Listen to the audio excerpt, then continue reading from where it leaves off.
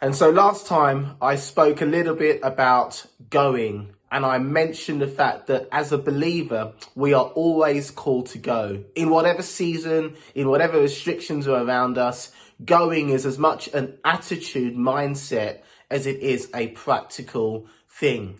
And we were reminded of this truth that God is always with us to the very end of the age. But just as we are called to have a green light over our lives at all times, we are also called to wait. It's not an either or. As we are sent by God, we are also called by God. He's calling us and sending us all the time in all seasons. It's a little bit like the life of a typical church. On a Sunday, we gather. In one sense, we are called together. We are pulled together to be in the presence of God. And as the service ends, we are sent out together into the world in which God has placed us. And spiritually, it's the same principle. As God sends us, he calls us. I'm reminded of one of my favourite Psalms in Psalm 1 that says, "Blessed is the man," and it goes on to talk about a number of things about why this person is blessed. And then it says, "He or she is like a tree planted by streams of water. It yields its fruit in season. Whatever it does, whatever you or I do, prospers because we are planted."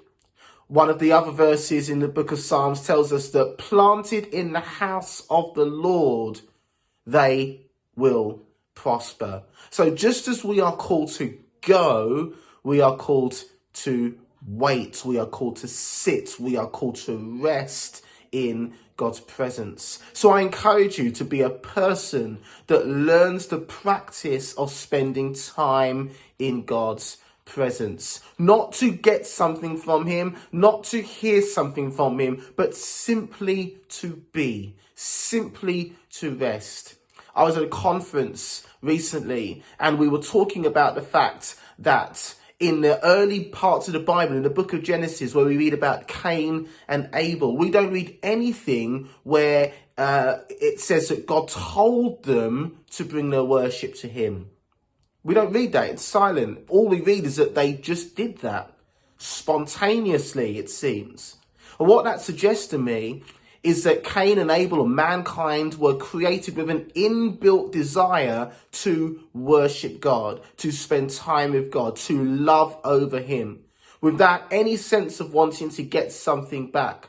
You see, Cain's sacrifice was rejected by God, not because of the gift, but because in the way it was given. Cain wanted something from God for what he'd given, whereas Abel gave because he loved God. And I think that's a challenge to you and I. As we spend time in his presence, it's not in order that we may get something. It's in order that we show him how much we love him. So we're called to go and we're called to stay at all times. It's an interchanging thought, and that's what I want to encourage you with this week. Go into all the world, make disciples of all nations, but planted by streams of water, you and I will prosper. God bless you.